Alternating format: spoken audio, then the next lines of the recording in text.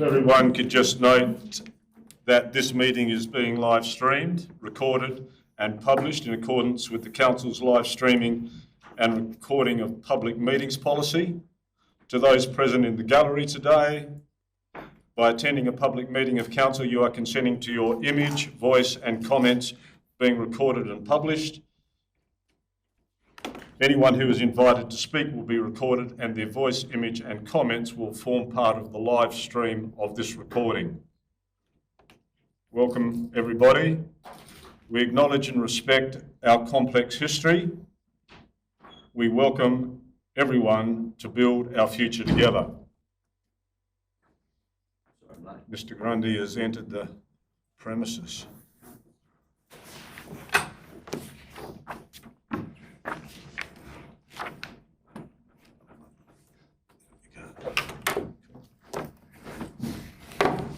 Elected members' declaration of interest.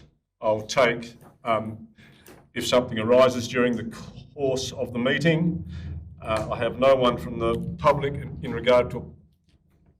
Yes.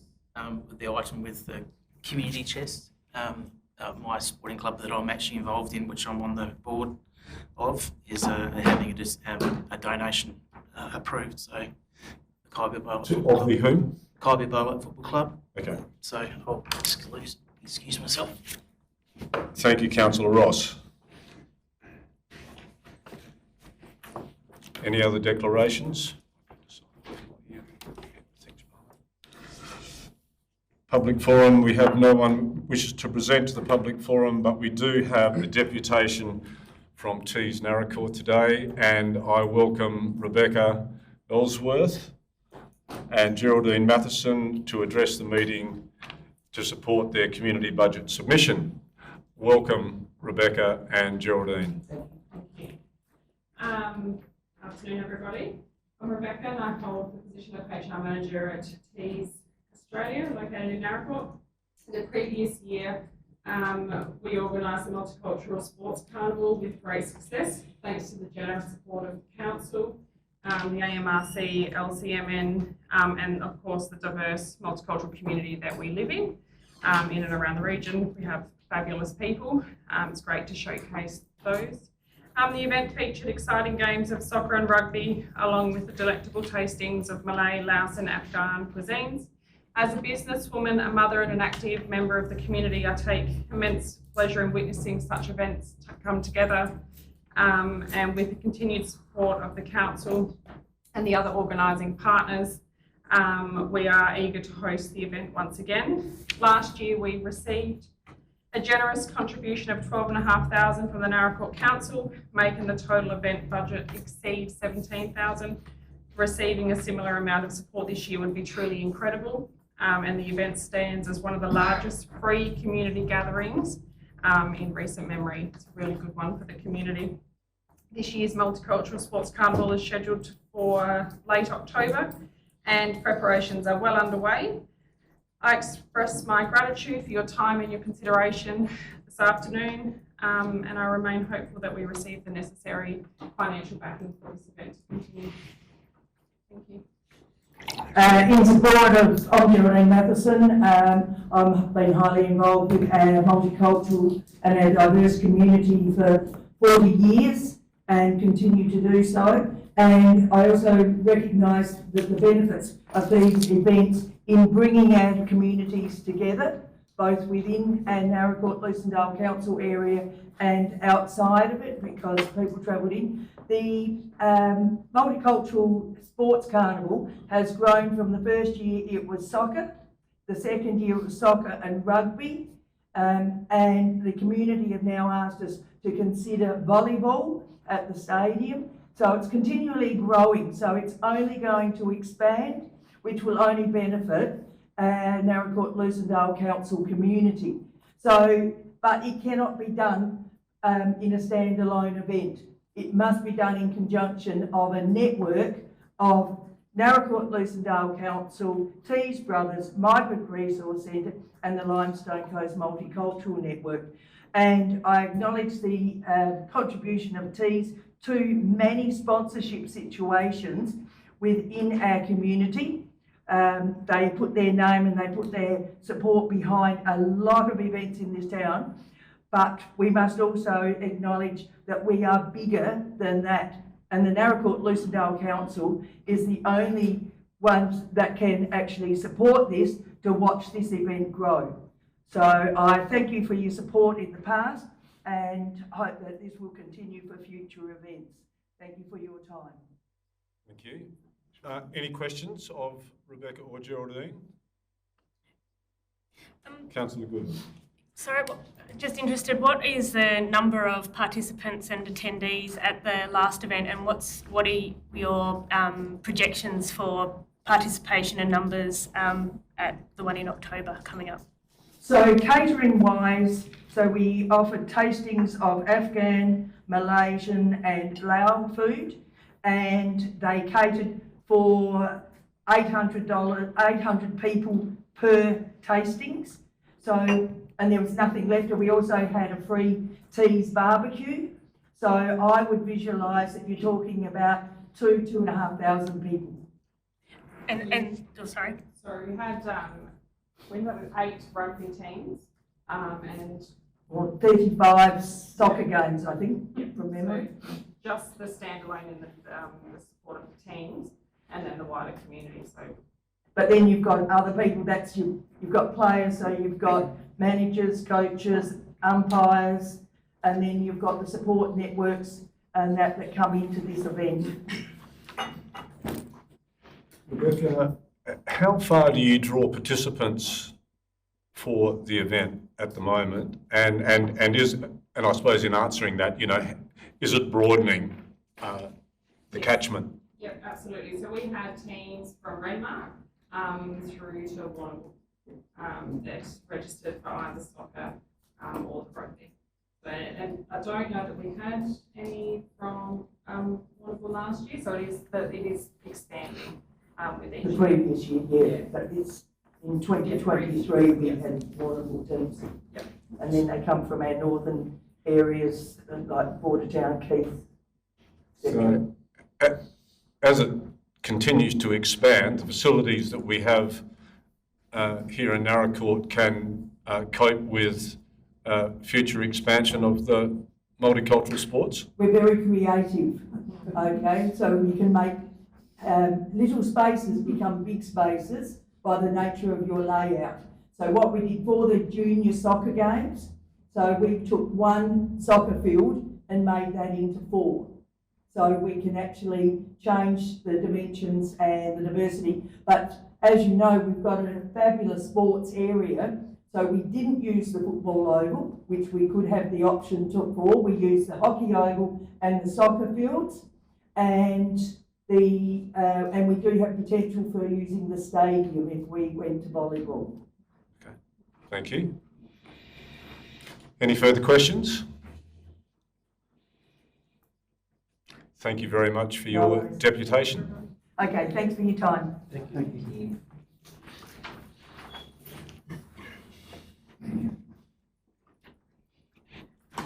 Item 5, confirmation of council minutes. I'd ask someone to move that the council minutes of the 27th of February 24, Councillor Maguire, Councillor Dennis, all those in favour? Carried, thank you very much. There are no matters laid on the table from any previous meetings. I table my Mayor's report. Happy to take any questions. One of the major items within that has been around health, and that's an ongoing discussion with the Limestone Coast Health Network, and there is a planned meeting on the 2nd of April between the Limestone Coast Health Network and various participants, or should I say not participants, various stakeholders from the Lucendale and broader community. I move that my report be accepted. Would someone like to second it? Thank you, Councillor Downward. All those in favour? Carried. I must continue to look around the corner. Thank you. Elected members report.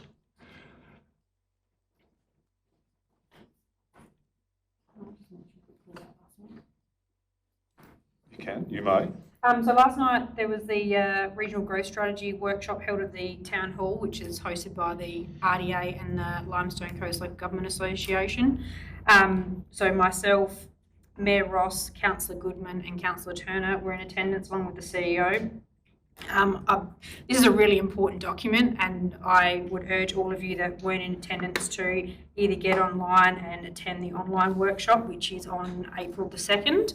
It's all details are on the Regional Development Australia Limestone Coast page. There's an online workshop and there's also a survey to complete. It's an important document for the whole of the Limestone Coast, and some important projects and priorities, so it'd be good if everyone was across that as councillors.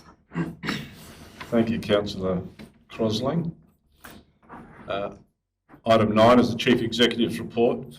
If I could ask you, Mr. Smart, to do that while I just quickly duck to my office to get something. But I'll leave the floor in your capable hands from my Board of Deputy Mayors. Yes. Thank you, Mr. Mayor. First item, Remuneration Tribunal CEO salaries, as presented to the February meeting, and a fair bit of detail and some thoughts. I've now provided the draft submission that I think is suitable to present to the Tribunal, but also separately presenting that to the Minister for Local Government, given parts of it are for their consideration rather than the Remuneration Tribunal. So happy to take questions or observations or comments. Councillor Dennis did provide me some thoughts, and they pretty sure I've included those in there. Other than questions, have a recommendation, getting down to it, that we endorse the submission to the Remuneration Tribunal of SA on minimum and maximum remuneration for local government CEOs, and provide a copy of the submission to the Minister for Local Government. Councillor Maguire will move it. Councillor Dennis second. Everyone in favour? Carried. Thank you. Thank you. Second item is Renewal SA, the Regional Housing Initiatives Program. So this is a new funding program launched only recently. I guess it identifies the different solutions that are available to some councils.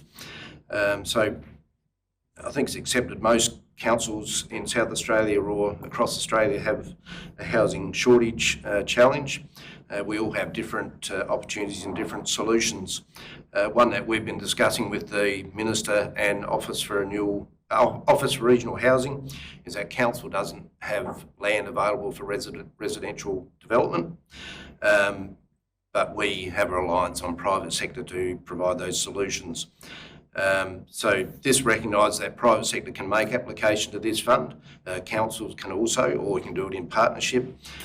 So I think it's a positive. The other positive is it only applies to 41 councils. So they're all regional, and none of those are what we class as a Greater Adelaide region. So the ones that surround Adelaide down to Victor Harbour, Yagulwa, Alexandrina, Barossa, those councils actually can't apply for this fund. So it is targeted to those that perhaps a little bit more, disadvantaged by way of developers and builders that can provide some solutions. So these guidelines have been provided to the owner of Nunyara Gardens. They are looking at it. Did discuss that with today. They'll come back to me next week with whether they'll be looking to put in a proposal. If they do, I'll most likely come back to council to see what your support may or may not be. And within our business development policy, there are scopes, i.e. rate rebates, those sort of things that we can offer. I haven't done any sums on what those dollars may mean if they do want to put an application. But looking at it generally, so currently we rate on a large block of land.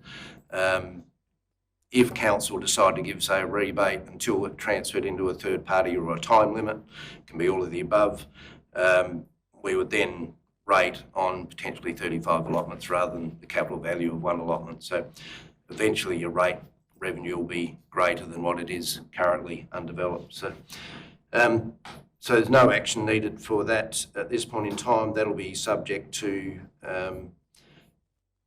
someone from the private sector wanting to either join us or put in an application within our own right. Happy to take questions on that part initially. And I'll enter into then I'll go through the next bit of my report. Councillor Rayner. Was it including the Mount Barker cancelling that, getting those grants? I don't think they are, no. It's in the guidelines, but I'm pretty sure they're not. Yep. Councillor Grundy. So regarding the $2 million in the timing, freeholding, for want of a better term, Jan Street, how would that correlate with that potential $2 million? What do you think our chances are of being awarded that $2 million? And would it be that it was potentially only a portion of a $2 million grant? Thanks for that, Councillor Grundy. So initially I was focusing on not Jan Street. So yeah, to go through to your questions, the opportunity is only, the applications close in early May, so there's not much time between now and then to get an application in. Those applications would be advised in June. So then the project would take place in the next financial year. So I would see the more shovel-ready project of not being Jan Street. I'll provide, so I'll go into Jan Street as well. So the whole fund is 10 million for across 41 councils. Don't know how many applications, with a maximum of 2 mil per project. So my thoughts would be there'd probably 6 or 7 projects that would get up. So it may be anywhere from, say, $0.5 mil to 1 mil or 2 mil, depending on the application and the size of the project. So with Jan Street, I guess I'm suggesting that as a council project, we could look at Jan Street as an opportunity to develop for residential.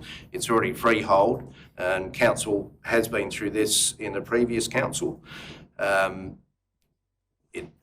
For all purposes, it looks largely like a residential site. It's bounded by streets, hasn't got services to that property, but the unknown is I don't know whether this funding round will carry on to a second or third round. I don't know the answer to that yet. So what I'm suggesting for Jan Street, and it's up for obvious debate, is I'm not asking council to agree to develop it. All I'm recommending is that we actually have a look at what the concepts may be. My opinion from our previous efforts, council weren't firm in what it wanted to do. We went to the state government suggesting we would develop it. We got knocked back on our revocation of community land. My thoughts are, if council did want to have a look at it, we could do it differently by way of preparing some site plans, some concepts, so both the public and the state government could then actually see what you wanted, rather than just, we want the land for development. So it gives, in my mind, it would give people that live adjacent or nearby a better idea, take away some of the fear factor of what it might be. That's if council is prepared to look at it. So long way round, this current funding round wouldn't be, Jan Street wouldn't fit into that one as yet. I think that would be too early. Happy to take questions on all that now, or comments. I do have a recommendation there for your consideration. I'd like to move the recommendation as written. Councillor Dennis, would you like to move that recommendation in one or two parts? As one, I think. As one? As one. Okay. And I'd like to speak to it. Councillor Crosling, second motion. Can I just remind all the elected members that my preference would be that if you move something and if you wish to speak to it, I'd ask you to speak on moving and also on seconding. If you don't, so if you wish to speak, I'll allow it this time, but just in the future, that's where we'll pick up on. Speak as I'm moving it. Correct. Yep, okay. So I'll allow you to speak, Councillor Dennis. Thank you, Mayor Ross. I think my position on Jans Park in the past has been clear. I think it's a perfect opportunity to develop a underutilised section of the community, but however, I am aware we have tested this in council under previous councils and it wasn't successful. However, I think with the new council, there's an opportunity to explore and test the validity of the development of Jant Street again, both within the chamber and within the community, and have a healthy debate. And I like the opportunity of having some concept ideas without committing to a final decision, which we need to, in fairness to everyone in this room and the community, test within the community and the chamber. Thank you, Councillor Dennis. You're happy as a seconder? Okay, very good. I'll ask for discussion. Councillor Grundy. Thank you, Mayor Ross. I'm against this proposition. As the report suggests, there's not a lack of land for housing in Naracoorte. Council has recently suggested about 150 blocks are available. As the report suggests, I agree advocacy and assisting private enterprise is appropriate, though I do wonder if rate relief sets a bit of a precedent for others going forward. Government, state or federal, need to refocus on supplying social housing like the state government did previously in the form of a housing trust. I note the recommendation in the report calling for Jant Street Park to be again considered for sale after being rejected by the community. The report all but confirms administration anticipate the same community opposition. I think to seek to remove the Jant Street Park from the community's use based on maybe receiving 3/5 of not much is pretty hollow. The opportunity cost to the community versus the benefits to the community don't stack up to me. And I think that, as suggested in a recent SAT meeting, this could be the catalyst for maybe exploring maybe one of our pine tree sites rather than a parkland which is already in a built-up area. Thank you, Councillor Grundy. Councillor Maguire. Sorry. Thank you, Mayor. I would like to speak in favour of the motion. I drive past Jant Street quite regularly. I'm yet to see any activity from anybody doing anything on it. It is in the perfect location. If you actually think about even 6 blocks, the amount of local businesses and builders that could actually build there, the revenue that would go back into the town, the rates that would actually be put back into the community from those 6 blocks as well. I think it is in the perfect location. There was also a business looking at potentially building or purchasing it. I don't know if that's still on the table. It would be. But yeah, it is a piece of grey sand that nobody uses, with a couple of chairs with no shade, and I at least think we should at least look at some options. Thank you, Councillor Maguire. Councillor Goodman. I'm not supportive of this motion. I understand that it is about trying to provide council land for opportunities for housing, but I feel like it's a very piecemeal approach to a big problem, and our strategy says that we are looking for housing for a longer stretch than that, and I would prefer that rather than exploring opportunities for one small parcel of land, we spend our time exploring opportunities to develop a strategy that is broader than one block of land and serves the community into the future, including looking at options for the parkland and how we could support private development of blocks within our district. I do note that it says that council has an appropriate amount of land that's zoned for residential development. I think that's probably true for Naracoorte, but I don't think it's true for our other townships of Lucindale, and I'm not sure how that stacks up for Francis and Bynum. So I would prefer that, I don't think we should be pursuing this right now. I think we should be pursuing a broader approach. Thank you, Councillor Goodman. Councillor Ross. I'm not supportive of the motion. My position hasn't changed from when we last at the last council. So I don't want to rehash what other fellow councillors have said, but we don't know what our makeup of our community is going to be in the future. With housing and how things are going to evolve, is that we're more than likely that we'll probably see older houses replaced by newer houses on smaller blocks. So the preservation of open space in proximity of new houses, I think it would be quite an attractive option going forward for families.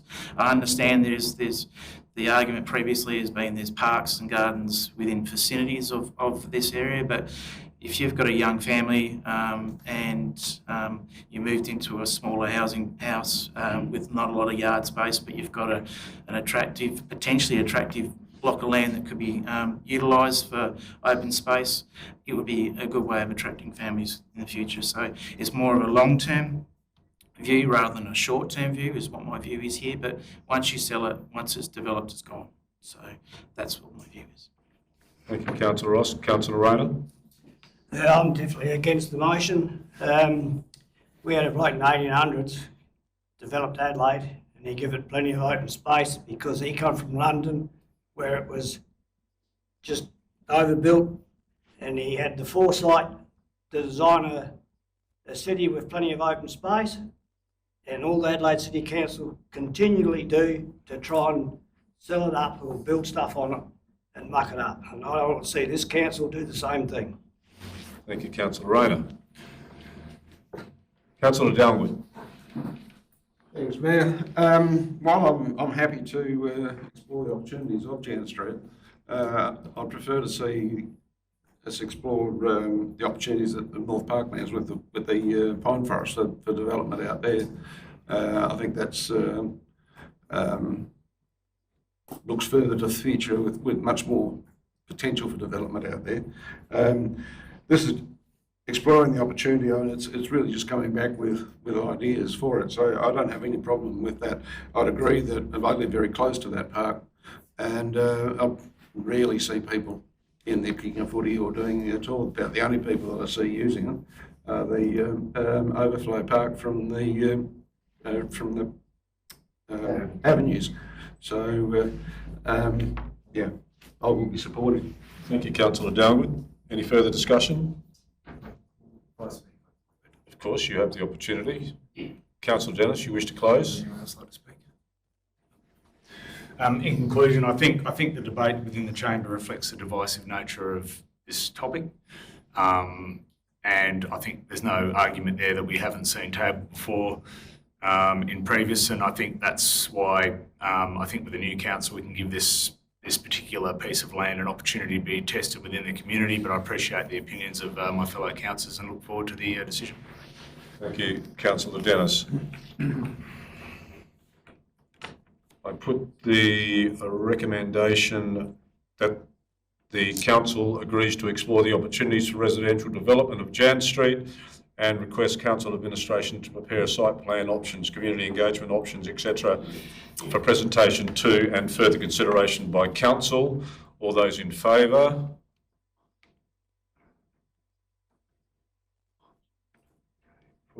Motion is lost. Thank you.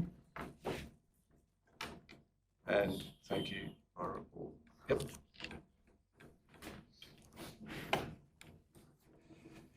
We removed to accept. No, don't have to. Good. Next item is key projects. Correct. Mr. Smart. Mr. Willsmore. Mr. Willsmore. Thank you. Just wanted to add to the report, you'll see the majority of our significant road construction projects are completed or nearing completion, with the exception of Boddington's West Road. So we're still having some back and forth with DIT for the design approvals, but we will be making a start on that project after the Easter break. Thank you. Any questions of Mr. Willsmore? Thank you. I'd just like to make a comment. I reread the agenda today, and as a fresh read, I was impressed with the amount of work that's been done in the various spaces that the work has been concluded. To me, it would make a nice story to maybe get out in the community what we've done at the cemetery, what we've done on other roads, the construction, the work that's happened on Smith and Ormerod Street, which I know is near where I reside from a business point of view. But I with outside eyes, I congratulate Daniel and Mr. Willsmore and his team, I think, for achieving what I think looks like quite a package of work, and yeah, I was impressed with it. So, Councillor Turner, do you think there's another way that we could be selling the work we've done beyond what we do on Facebook or within the website? Is that what you're suggesting? Well, possibly, yes. I mean, there are other councillors that have, other councils that would have a newsletter that would be found with a QR code or would be sent to all the ratepayers with, that wasn't what I was suggesting, with email addresses, etc. But I think the volume of work and the quality of work is a bit of a shame that it doesn't get out to the wider community if you don't read the agenda or don't see it in the paper. And I think, if the newspapers are here, there's an opportunity to maybe include some of those photographs, because I don't think, unless you go for a walk at the cemetery and a walk and drive on some of these roads, you probably wouldn't realise as a resident that this work's been done. So maybe we do need to perhaps work in conjunction with the media, but also we might need internally to think of a better way of getting some of those stories out ourselves, because, generally, the public's generally not engaged, and I think we have an opportunity to engage them and show off the work that we're doing. Thank you, Councillor Turner. I'm sure we can work towards doing something in that space. Councillor Goodman? I'd just like to add to that. I think that what Councillor Turner is suggesting is a really good way of proactively putting out what council is doing. I think we can also use it to notify the community of some of the works. I saw recently that council reposted the work that's going to be happening on Riddick Highway, and people were appreciative of that for notice. And I know that at the field days we received some questions around the removal of the toilets at Pioneer Park, and there was concern about that, and it was really good to be able to tell them what the plan was. But I feel like maybe those are the kind of things that we could also highlight the work as it's occurring, so that people are getting a good feel about the work that's occurring rather than concern. Thank you, Councillor Goodman. Next item, 11, finance report. Are you speaking to that, Mark? Yes. Ms Edmonds puts an apology. She was trying to get through the day, but she's couldn't make it. So finance report there is for information. Happy to take any questions on notice with that one, but additionally, you can send an email to Ms Edmonds or myself. But happy to try to answer questions if you have any right now. Once again, if you have any questions around finance, please contact Ms Edmonds. Next item is 11.2, Naracoorte Golf Club. This report is being withdrawn around the ability of the Naracoorte Golf Club has raised nearly an appropriate amount of funds to pay for their bore, and so that report is being withdrawn. In regard to any questions that may arise around the disabled door access, we still have the money. They can still go to the Office of Recreation and Sport and make an application to do the disabled doors at another time. Any questions? Excellent. 11.3, community chest. Excuse me.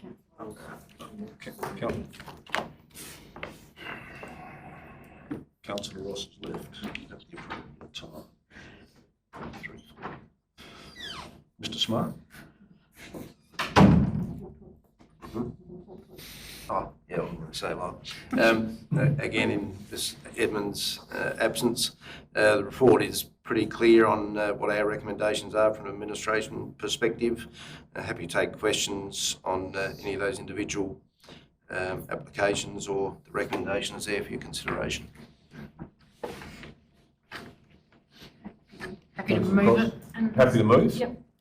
Just wanted to say that I think it's a great spread of clubs and associations, especially a lot of small and newly started clubs that are receiving funds. So I just think this community chest is very vital to our community. It might only be small amounts for some of these clubs, but it's vital for them to be able to get these sorts of funds. So yeah, just really happy with the spread of clubs that have been able to access the round two of the community chest.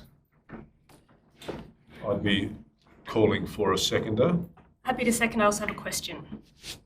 Councillor Goodman seconds, and you can ask questions and talk to Yes, me. happy with the selection. My question is around the conditions for Lucindale Cricket Club. It says that the money is conditional on the signing of the lease. I understand why that would be desirable. However, we know that the lease situation at those grounds is quite complex and involves many clubs, and so the timing and finalisation of that, I would feel, is out of the hands of the cricket club, and so I don't feel that it's necessarily reasonable to place that condition on them around the lease. And I just have a question as to whether or not, why it's conditional. Generally speaking, we've excluded, and this goes with state government and other funding agencies, where we exclude unless you've got secure tenure over the land. So Lucindale Cricket Club at the moment don't have any official tenure over the land. No one does at the whole Lucindale Rec Reserve. So by way of update, and can't remember which meeting it was where Mr Gratz presented, we committed to hopefully having those leases in front of council by June. So both the football club, netball club and show society all have hopefully near final draft leases in front of them. So it's approved this time because we thought it was getting pretty close to those leases becoming actual. So the Lucindale Footy Club has largely agreed to the terms within that lease. The other two leases are relatively minor compared to the complexities of that lease. So I would hope that they're approved by council by end of June, which would allow the Lucindale Cricket Club to access that funding. Any further questions? Councillor Turner? I was going to make a comment for those viewing at home, that these are not just blasé, that we've been through this in a budget meeting prior, and then it comes to council for approval. So we've had lengthy discussions about this prior to coming to a meeting for approval. So it's not just, we just vote on a list that turns up in 5 minutes. Thank you, Councillor Turner. No, there's a lot of diligence that goes around this, and in fact, following on from last year's community chest, I asked the finance officer whether she could, improve the terms and conditions around, which people can make appropriation of the council, and that's been done.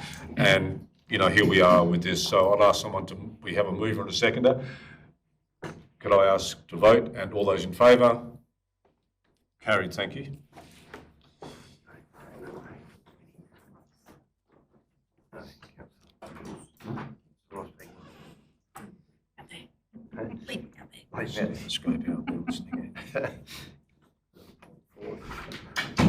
Sure. 11.4, internal controls. I'll just stay standing, maybe. I'll just stay standing.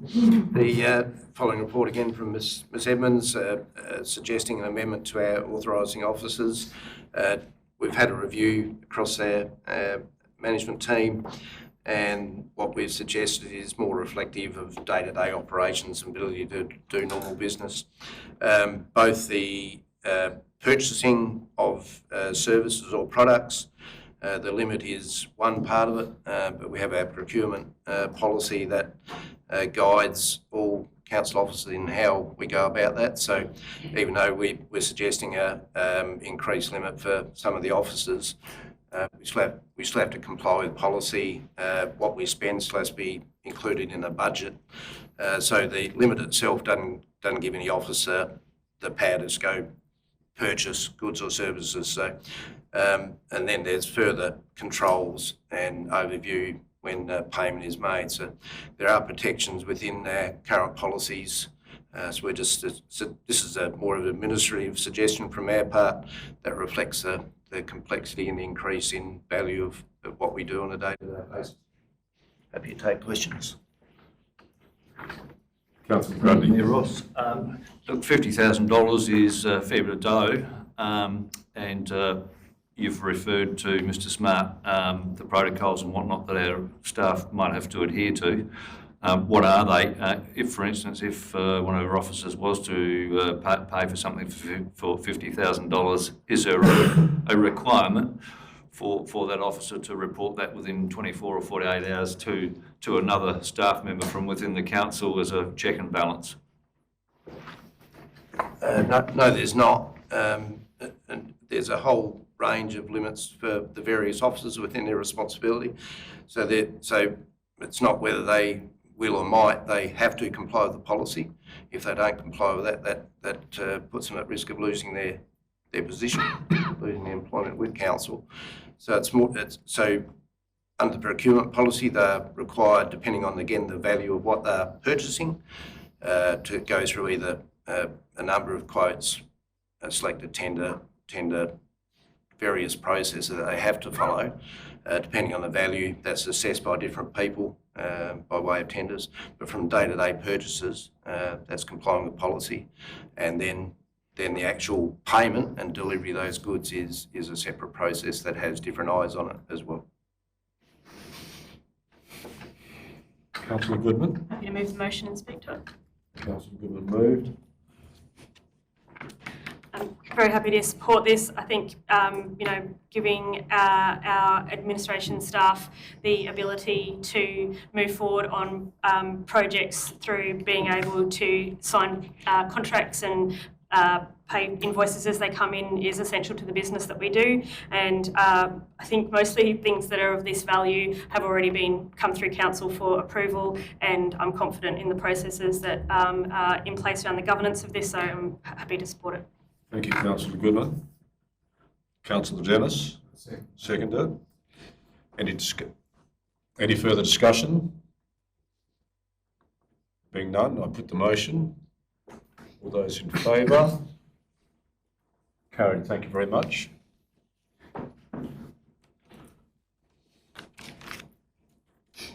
We'll move on to item 12.1, Strategic Asset Planning Committee. With the minutes of the meeting held on the 20th of February be taken as read and confirmed. Would someone like to move to that effect? Councillor Dennis, Councillor Ireland. All those in favour? Carried, thank you.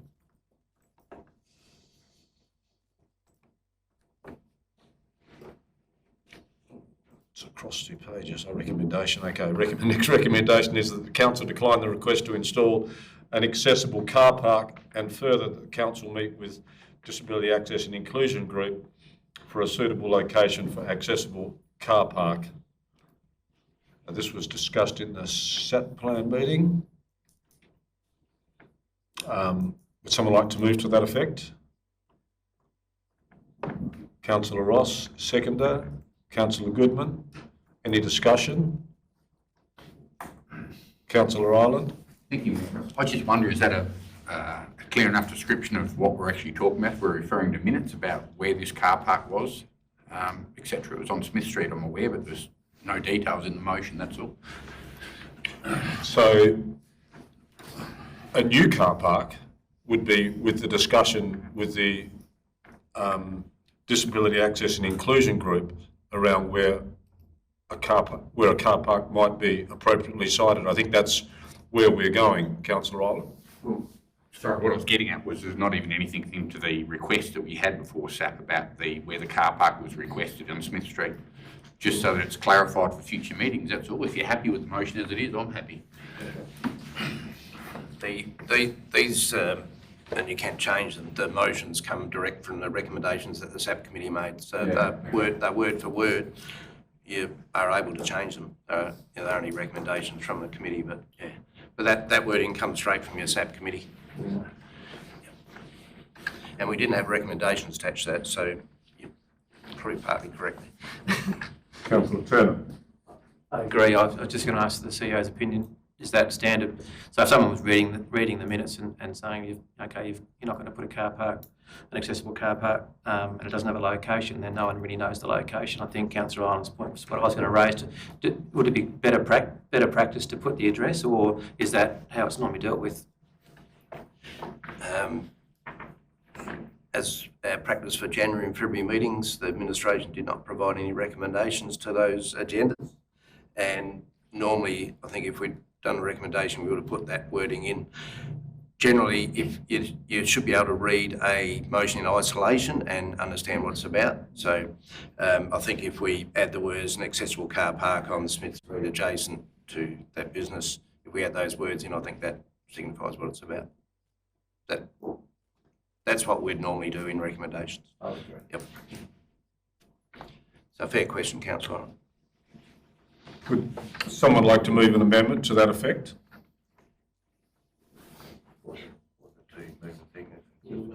Happy to include Or if the mover and seconder were happy for the inclusion. Going to reword the motion. Councillor Ross Goodman, Happy to include the address. on Smith Street, Adjacent to.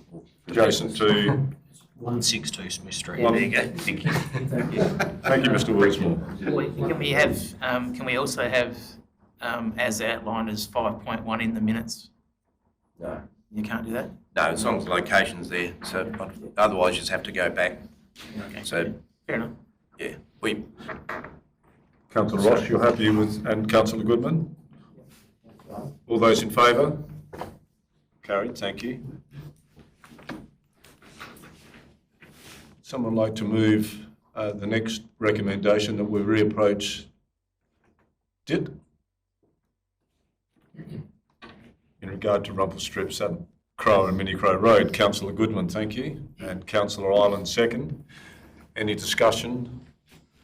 This is an ongoing issue around Crow and Mini Crow Roads, and it's. I thank Councillor Goodman for asking SAPOL, and there's been two.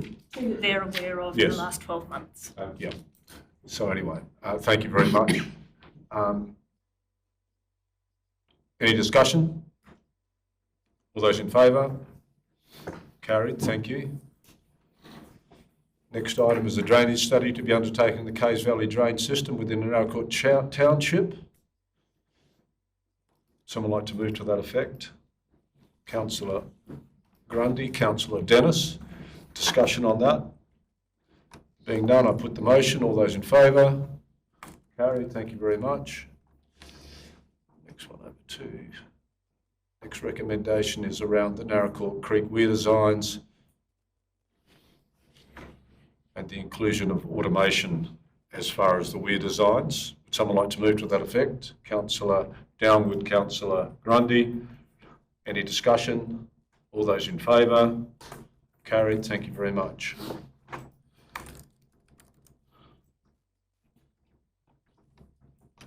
Someone like to move that we update our driveway policy? Councillor Turner. Councillor Grundy second. Any further discussion? All those in favour? Carried, thank you.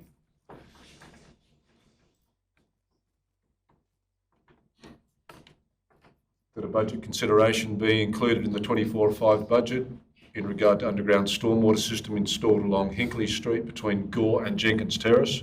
Would someone like to move to that effect? Councillor Grundy, Councillor Maguire. All those in favour? Carried.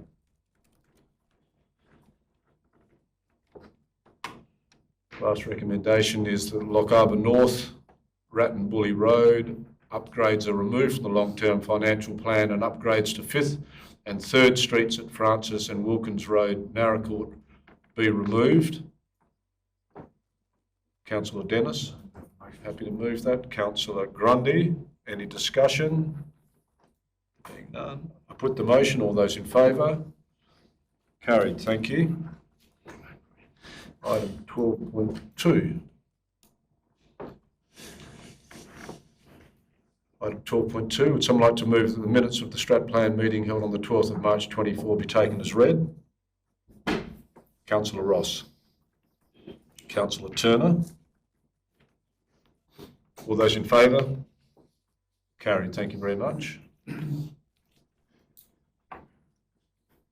12.3, the minutes of the CEO Recruitment Performance Review and Remuneration Committee held on the 27th be received and noted. Would someone like to move that? Councillor Dennis. Councillor Turner, thank you. All those in favour? Carried, thank you.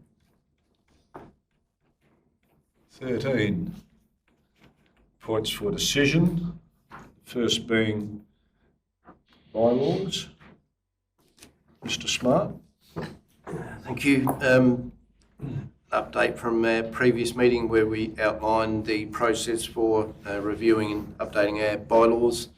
it's now got to the stage where we are seeking council's endorsement for the public consultation in accordance with the Act to progress essentially the review of the bylaws that we get an opportunity once every 7 years to do. As outlined at last meeting, the bylaws are largely in place to allow council officers to take action if and when required. Majority of times we try to do that by either education or a common sense or softer approach, but sometimes that's not achievable, so that it provides us the opportunity to deal with issues as on our land as is necessary. But happy to take questions on those bylaws. Any questions for Mr. Smart? Having read them all extensively, would someone like to move to that effect? Councillor Dennis very quickly, and Councillor Grundy. Any further discussion? Being none, I put the motion. All those in favour? Carried. Thank you. Item 13.2. Very many hats today, Mr. Smart. You're looking great. I'll try to sound like Miss Collins. So from, I think I'll fail. She'll be watching. Yeah, possibly. The policy review update, which was robustly debated at our last meeting, as requested by council, we've included what we feel was the general consensus of the meeting previously. We've put that into a new draft policy, including the motion that had already been passed. There for your discussion, debate, and recommendations there that adopts the reviewed code of practice for council and committee meeting procedures as presented. We need a code of practice for meeting procedure. Councillor Grundy. In the event that there's no questions, I'd like to move the motion as is written. Yes. With the policy as written. Yeah, correct. The recommendation, rather. Yep, the recommendation. Yep. Thank you, Councillor Grundy. Moved. Seconder, Councillor Turner. Open for discussion. Councillor Goodman. I agree with 5 of the changes proposed in this policy update. However, I disagree strongly with the removal of the opening prayer and welcome, and with that I can't support the policy motion as it's put here. The prayer was relational. It spoke to how we respect and value the role that we as councillors perform and that we're elected to do, who we represent and how we conduct ourselves in the chamber. This is about setting the culture of the council, which is reflective of our community, and I don't feel that it recognises how the new words recognise the council role as I see it. I think the new words that we have don't reference the relational nature of the work that we do, which is, you know, everything that we do is built on relationships which are around trust and respect, and I think that the new words are transactional, and that takes away from how our council sets to do its business. I think also the removal of the acknowledgement was framed around being an inclusive move. However, broadly, the feedback that we have had through email, face-to-face and on Facebook hasn't been about how great it is that we're more inclusive. It's been about how it's good that we don't acknowledge a group anymore, and that's the exact opposite of what the intention was for this. And worse than that, some of the speech emails and Facebook commentary has been negative and derogatory in nature, such that some of those posts have even had to be removed from Facebook pages, which is hugely disappointing, and these kind of things were not being publicly spoken about or posted on Facebook prior to this decision. So, you know, as leaders in our community, we have a responsibility for ensuring that these kind of things do not occur. I think that it was the wrong decision to remove those things at our last meeting, and I think it's the wrong decision now, and so I won't be supporting the motion. Thank you, Councillor Goodman. Is there any further discussion? Councillor Ross. Councillor Ross. At the previous meeting, I asked a couple of questions, well, actually to you, Mayor, one question in particular. So, have you engaged the local member, Mr. Nick McBride, in regards to what the implications are of removing or changing the acknowledgement to country? Have you had a discussion? No. Okay.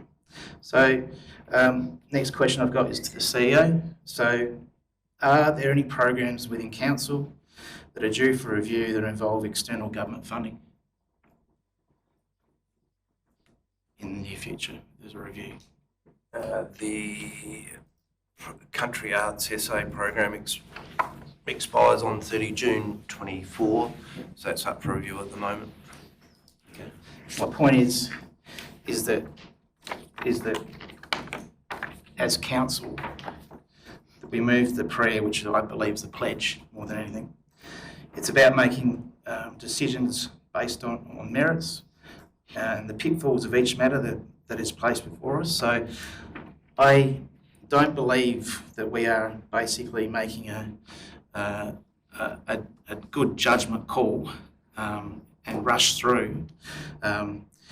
When the decision was made to remove, the decision was voted 6-4. So yes, it was enough to get it across the board, but it showed that there were still 4 people that were willing to put input. Everyone acknowledged that, all 10 people acknowledged that the wording could be altered, and you know, let's put some input into it. So I believe that this rushed decision really probably wasn't well thought of. Yes, initially it was just brought as a point of discussion. I don't believe it should have been judged or a decision made that evening without some serious thought put into what are the ramifications that could occur. So I'm looking at it from a slightly different perspective. So we're here to remove all our biases and to make sure that we act on the community at large, and I don't believe that was done in that decision that we did. So I still support the other recommendations, but I, like Councillor Goodman, looking at it as a whole, I won't be supporting it because of that. Thank you, Councillor Ross. Councillor Dennis.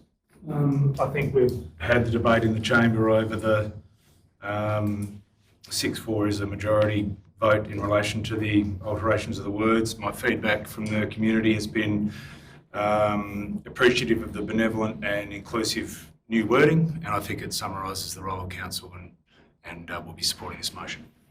Thank you, Councillor Dennis. Any further discussion? Councillor Grundy. Thank you, Mayor Ross. Yeah, I note the overwhelming support for the new version of our welcome to the meeting. A few who did oppose our new version were most often attached to taxpayer-funded organisations and could have been described as activists. And one of them went on to say that there are a number of historical debts owed to our peoples, and it goes on. So I accept that many who support the acknowledgement of country are being welcomed to their own country are well-meaning. However, as the previous quote sets out, the words are not flowery or benign, but rather they are purposeful and deliberate in attempting to alienate a number of us. These welcomes and acknowledgements, which have not been asked for by regular Australians, will only divide the community. I contend that we remain aware of being divided as a community and push back against being divided by race, as it is un-Australian and does not sit well with the majority of the community, as we can assess from our feedback. Our new welcome to the meeting is the right and proper way, I believe. Thank you, Councillor Grundy. I put the motion. All those in favour? Motion is carried. Item 13.3, Naracoorte Regional Sports Centre. Mr. Smart. Thank you.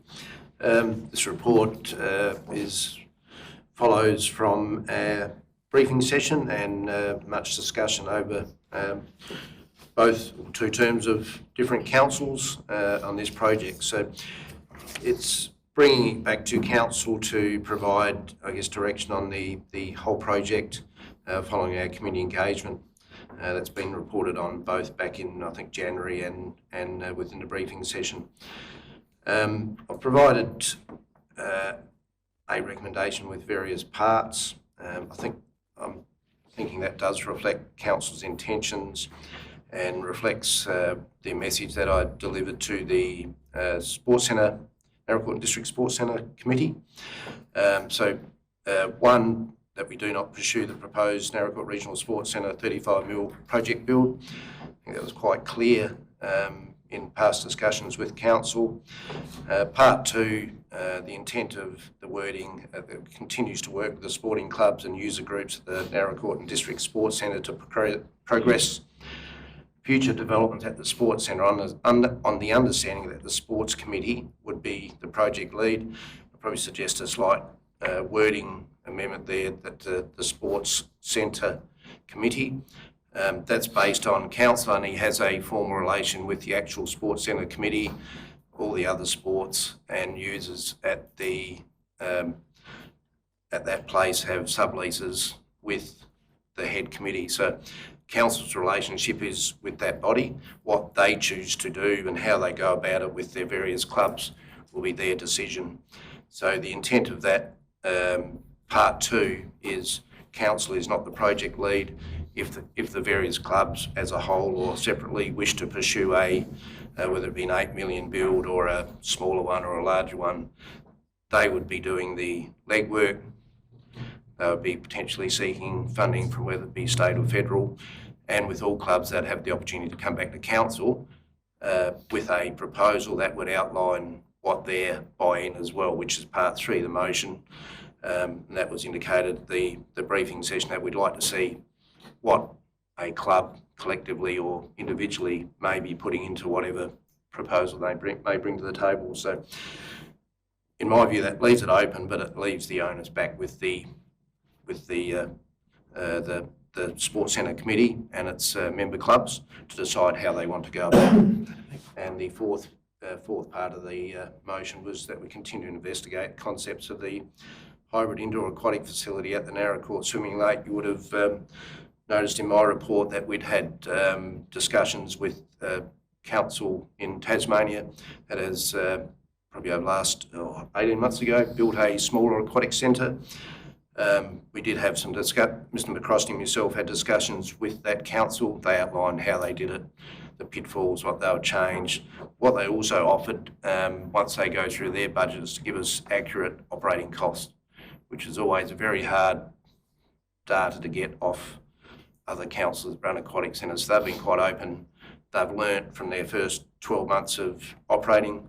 They're going through their budget process at the moment, and they're willing to provide us a lot of detail, which again, doesn't commit to council anything, but it provides us good information on whether we shouldn't, what the sums are. So recommendations there for discussion, comment. Happy to answer questions. Just to the elected members, are they willing to look at these recommendations in entirety, or would you like to pull them apart and deal with, some in isolation? Can I have a feel, just by show of hands, whether they'd like to deal with some in isolation? I think they're quite separate, should be all dealt with separately. 1 separately, 2 and 3 together, 4 separate. Just throwing it out there. Probably go together. Yeah, 2 and 3 go together.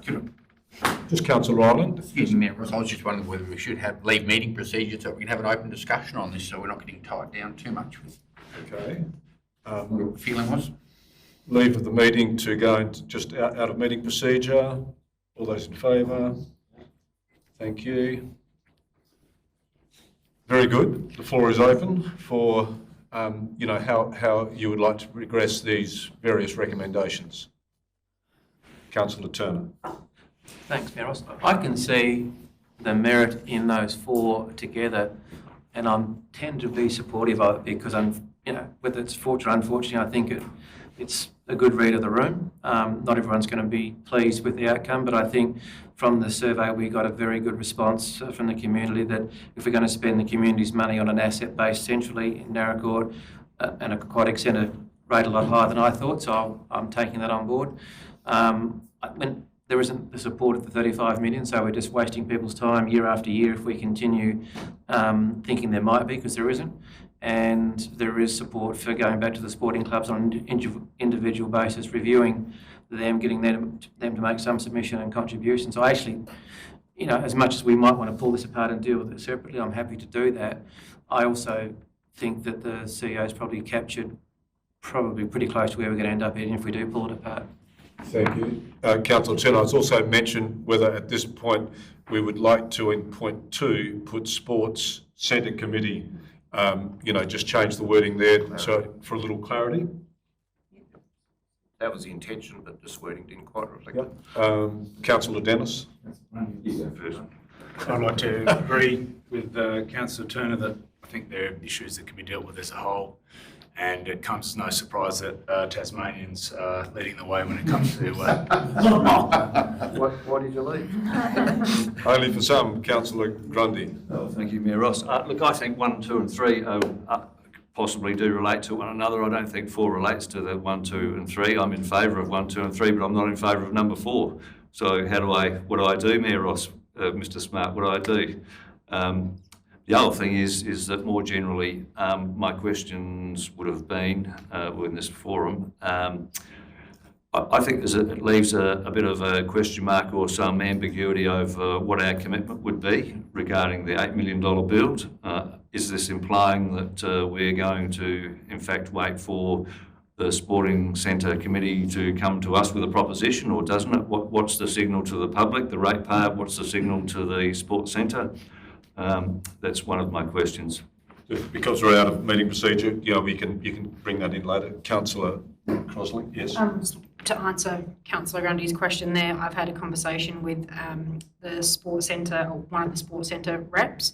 There are 5 clubs that are willing to take this as their 5 clubs. They're still very passionate. They want this infrastructure. They want to see something happen. They don't want to let the ball drop. So there are 5 clubs that are happy to form their own working group and start the process. I think they've had some general discussions with Mr McCrosty on this, and I'll be helping in whatever way I can, but there is the appetite for 5 clubs to form their own working group and see this come to fruition. Councillor Goodman. I'm pleased to hear that there has been that interest. However, I also would like it a little bit more formally recorded as to how council, what council's involvement is in regard to that, and also I would like a further discussion around the indoor aquatic facility. I mean, ideally, yes, and the numbers will speak for themselves, but when we first discussed this, it was my understanding that it was also potentially an outdoor swimming pool that would function during winter. And I know that people have concerns around that, and wouldn't we all like an indoor pool? But at Lucindale, that functions all year. There's lap swimmers there, and maybe if it's a thing that we can afford right now, it's better than no swimming pool all year round. So I would like a discussion on that.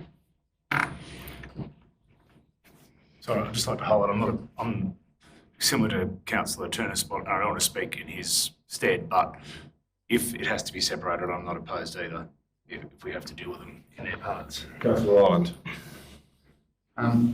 If I can just speak about, I'm still confused, and I'm worried about the public being confused about the outcome from this, in that our consultation was over the $35 and the $8 million projects with a third funding or a half funding council, I think it was, with the propositions put forward. And this to me does not clarify that as to whether ratepayers would still perhaps be called on for a third funding for the $8 million project. And I think perhaps we need to, I wonder, does the wording have to be that council is not pursuing either of the proposed Naracoorte Regional Sports projects builds, but continues to work with the sporting clubs and user groups at the Naracoorte District Sports Centre, with the understanding that the council will not take a project lead towards future developments. In other words, we're putting them both at rest, so the community knows we're not, this $8 million project and funding from ratepayers is not going to be forthcoming, but we are there to support the club still and do what we can. Thank you, Councillor Ireland. Mr Smart. Understand what you're probably looking for. In my mind, what I had to deliver to the Sports Centre Committee was exactly that the $8 million was not totally out of question, but that council weren't going to be the lead. So that's what got delivered.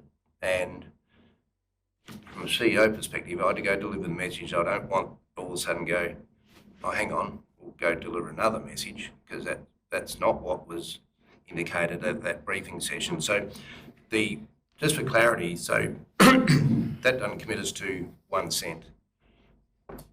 So and I don't know what the future holds, none of us do, that whether it be 1 sporting club or 5 or whatever, may come back to council, no different to Francis might, Bluesnare might. So you consider it on its merits if they do, but we won't be progressing our efforts into any of those projects. That's the intent of the recommendation. And I stand correct, but I'm pretty sure that's what the briefing session indicated. That's what I delivered. And I remember sitting at this table saying, this is what I'm going to deliver, back me. Don't do a U-turn later on. And I was pretty strong about that. So it's your decision, but if you U-turn it makes it real hard. Yeah. Thank you, Mr. Smart. I'm very keen to move back into meeting procedure. Yeah, that's fine. Well, I've got a question, Mayor Ross. A question. Regarding you've alluded to your research in Tasmania. We're not Mount Gambier with 25,000 people. We're 8,000 people. What have your findings been as far as the buy and the ongoing running? So, in short, it's they've sent us all the plans. I haven't sat down and had a real good look at it. It's a bit under $10 million build, so it's a smaller centre. But the operational ongoing costs, that's what I'm waiting for. So once they're now going through their budget like we are, so they've had 12-ish months of operations.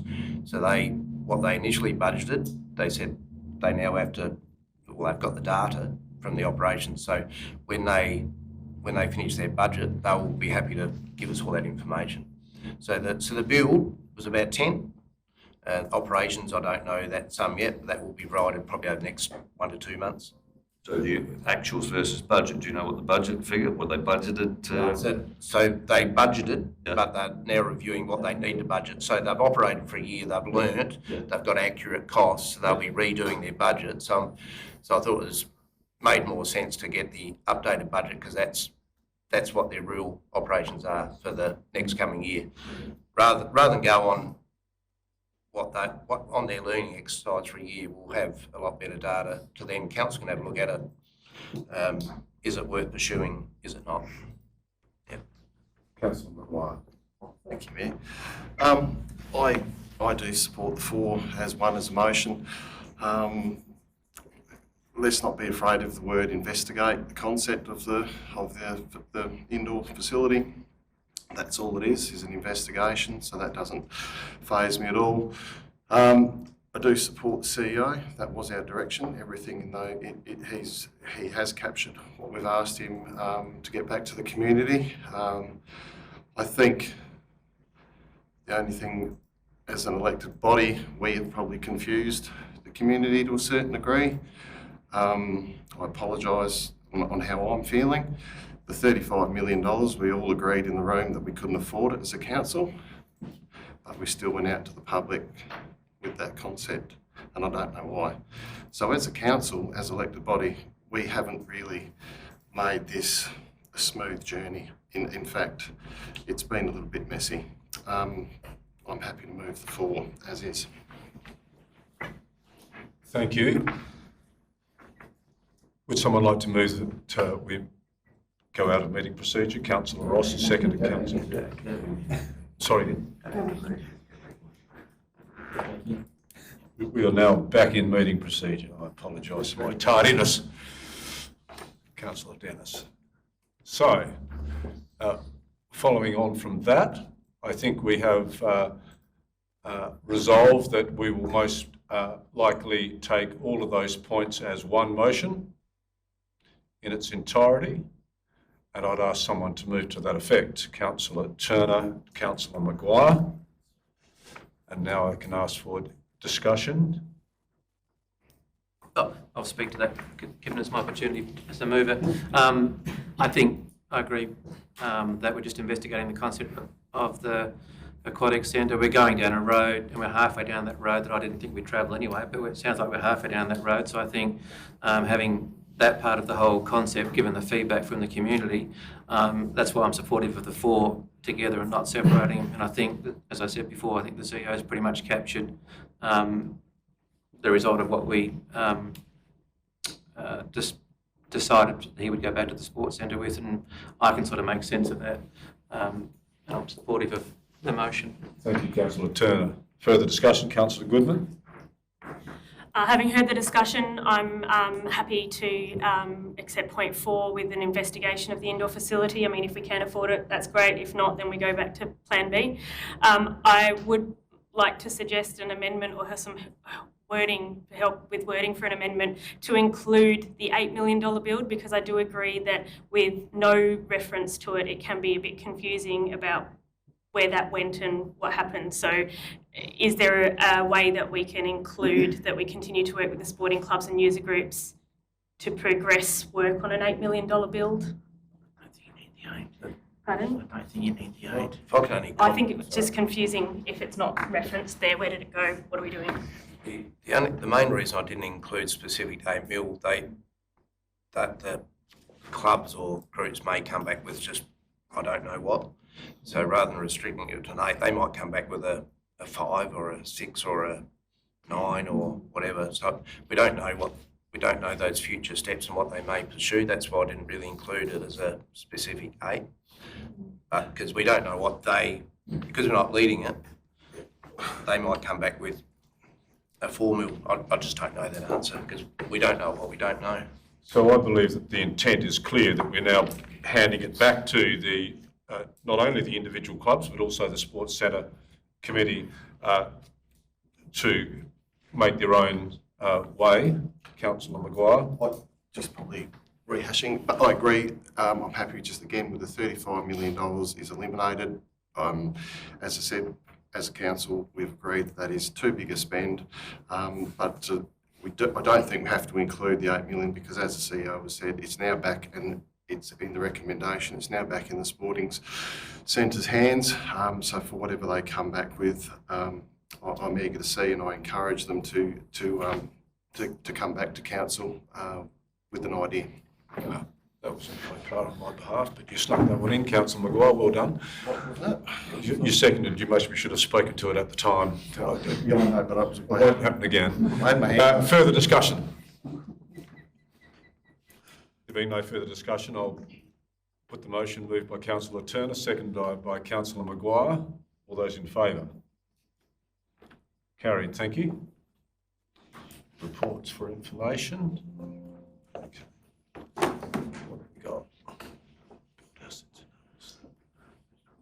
Okay, they're for information. Yeah. Okay. Mr. Willsmore. I just wanted to acknowledge the support of the CFS and likewise the community through the Repeater Station road fire. So we've been liaising with the CFS for many years now about the option of using the swimming lake to fill their helicopters. Fortunately, the need arose, but just wanted to acknowledge the community. So it was a reasonably warm day. There's plenty of people in the lake, but they all got out fairly quickly when we asked them to. And then as soon as the helicopters started filling, we got more and more people come down and have a look. So I just wanted to acknowledge everyone for following direction and staying under control while the CFS were assisting us with the fire. Councillor Crosling. I just wanted to point out that it's disappointing again to see vandalism occurring at our swimming lake. Leading on from what Mr. Willsmore just said, that swimming lake is such an asset to our community, and I just would implore any community members, if they see anyone doing anything like this at the swimming lake, to dob them in or pull them up. This at the end of the day costs the ratepayers every time there's some vandalism that occurs. And I also just wanted to, I've spoken to the captain of the Naracoorte CFS Brigade, and they did want to say thank you to the council for its support and cooperation with the use of the swimming lake in that fire. It was pretty amazing. There was hundreds of people and hundreds of cars coming and going up there while the Black Hawk was filling up. It was a pretty amazing sight for our community to witness. But yeah, they just wanted to pass on their thanks to council for helping. Councillor Goodman. Question for Mr. Walsmore, if it's all right. Just the last point under state government land maintenance is discussions are ongoing with various state government departments regarding the maintenance of their land. I was just wondering if you could provide a bit more context to that in terms of what land and what maintenance.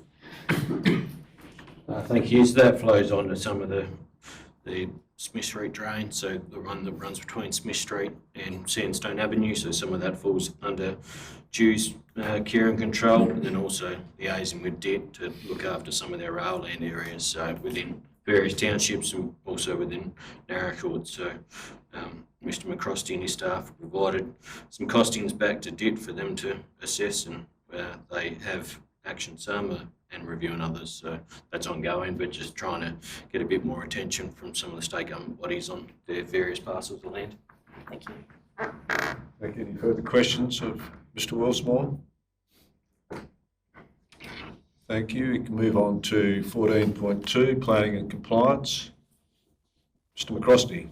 Thank you, Mayor Ross. Just a quick update. The Lucindale Master Plan and Francis Community Plan will cease consultation as of Thursday night. To date, we have had very little feedback in both of those consultation responses. And just a point of highlight that DEW intended to burn the North Parkland Stage 2 and 3 yesterday. Unfortunately, the conditions weren't favourable, so they've since terminated the burn and will reschedule at a later date when the weather becomes more favourable.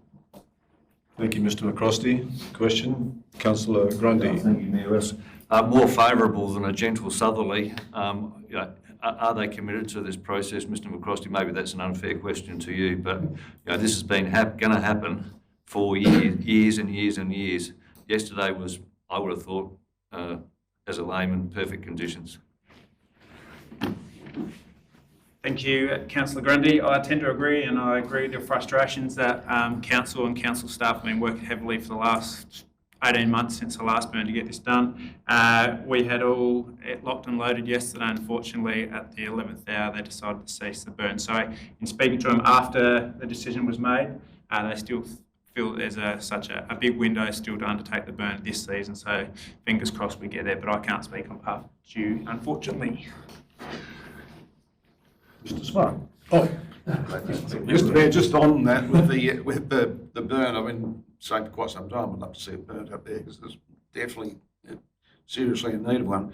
But it was interesting that I had a phone call from one of the local farmers that was saying that while they're being not allowed to burn until the 2nd, that we were going to burn the bush. So there's just a little bit of maybe it was just as well that it didn't happen in some regards at this time. Thank you. Thank you, Councillor Downwood. Mr. Smart. I think Mr McCrosty is probably a little too polite. It's a fair question from Councillor Grundy.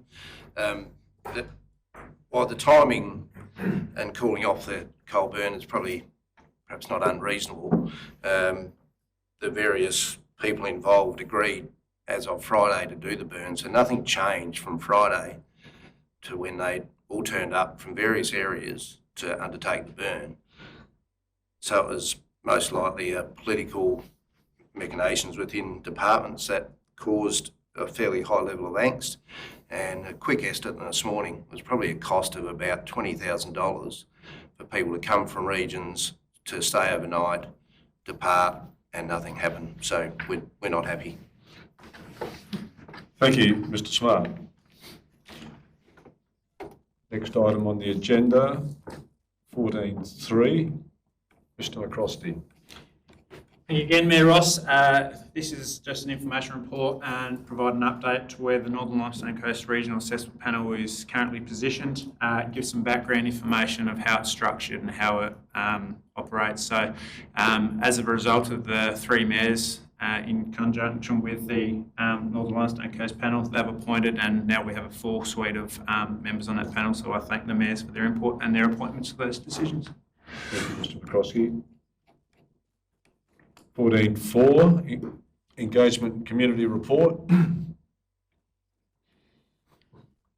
for noting. Just Any quickly. questions? Yeah, absolutely. I just wanted to make mention of, it was my pleasure to MC last Thursday's Children's Festival for Harmony Day that was held in the town square, and I just wanted to take this opportunity to thank our arts and culture facilitator, Jane Ellis, for organising that one. It was a great morning. It was a little bit different than normal, but all the schools did a video which was played up on a big screen, which they all loved seeing themselves on the big screen. And then we played the Backroads episode about Narraport afterwards, which was really well received from all the kids. So I just wanted to thank Jane for all her efforts. Councillor Goodman. I just wanted to make mention that Anzac Day is also going ahead again in Lucindale this year. That is an event that is run by the Lucindale sub-branch of the RSL, and they put on breakfast meal afterwards, and every year they get more than 100 people attend, so I think that's a really good community event in our region as well. Thank you, Councillor Goodman. Any further questions around community engagement? Item 15, there being none. Questions without notice, item 16. Questions with notice or questions without notice? I beg your pardon. Questions with notice. Beg your pardon. I have a question without notice. Question and motions with notice. 17.1. Councillor Goodman. Speak to that. Absolutely. You'd like to move to that effect? Can't you have? Yes. Assumed, I think. Thank you. Yeah, I think last year we tried having a meeting in Lucindale and a meeting in Francis to move around the district. I think it was very well received by the communities, and I think that whilst we didn't necessarily get a whole lot of attendance from those communities, although we did have people come, I think it's a very good and clear signal to the district that council takes a broad interest in the different areas. So I do note that if we have those meetings in Lucindale and Francis, we won't be taking our live streaming and recording with us, and I think that there's been a lot of value in the recorded meetings, and certainly a lot of people are watching it live, or back later, but I think that the benefits in moving around the district outweigh having every meeting recorded. So, thank you, Councillor Goodman. Councillor Maguire. I understand where Councillor Goodman's coming from, but I just note the numbers from the live streaming. I just feel there's more people are going to miss out on actually watching our meetings than maybe the 6 or 7 that actually attend the meetings in Lucindale and Francis, and whether we could actually, I will be in favour of us actually going out there for a night for a meet and greet, but I still think the live streaming, we've paid a lot of money for it. There's a lot of people watching it. I tend to want to have the meetings live streamed. Any further discussion? Do I have a seconder? I'd like to second Councillor Goodman's. Councillor Rayner seconds. Councillor Dennis. I really enjoyed the process of getting out into the community last year, and would be supportive of the motion. Any further discussion? Councillor Turner. I reiterate that too. I think it showed commitment to those regions, but also brought a lot back to the chamber to be able to make decisions. I noticed there are people that live stream funerals, and we've live streamed some events in the town hall. It may be possible to look at outsourcing live stream, whether it's for this time or next time, but it's not difficult to set up a backyard version of a live stream. People did it all through COVID, so it's not a new thing. We could investigate looking at it. It's not part of the motion, but I'm just saying that's not a reason to vote against it, I don't think. Thank you, Councillor Turner. Is there any further discussion? There being none, I'd put the motion. All those in favour? Carried. Thank you. Questions without notice. Questions without notice. Councillor Grant. Well, thank you, Mayor Ross. My question is relating to possibly the same primary producer that's been talking to Councillor Crash. When we look at our adjoining areas, districts, we look at West Wimmera, we look at Tatiara, they're all burning on March the 15th.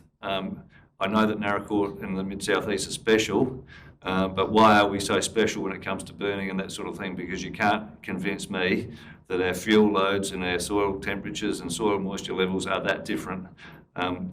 Can council have an influence over changing that, or who's making these decisions? Who are you asking, Councillor Grundy? Whoever would like to answer. We take on notice. Was it anything to do with the vineyards, the harvest? No. No. Okay. Thank you for the We'll take question. it on notice and get a response out to Legal members. March the 15th is when everyone else starts burning. Well, the day after, generally it has been the day after the field day, so whenever that falls. Certainly in the lower southeast, that has been a consistent day for many years with the southeast field days. The reason for that was they thought that everybody would be home. Correct. Wouldn't be at the field days. Thank you. Let's do it to celebrate my birthday, start burnings. Questions without notice, motions without notice. We have item 20, matters for the CEO recommends for consideration in confidence, and we will close the live streaming of the council meeting. Thank you very much for your attendance.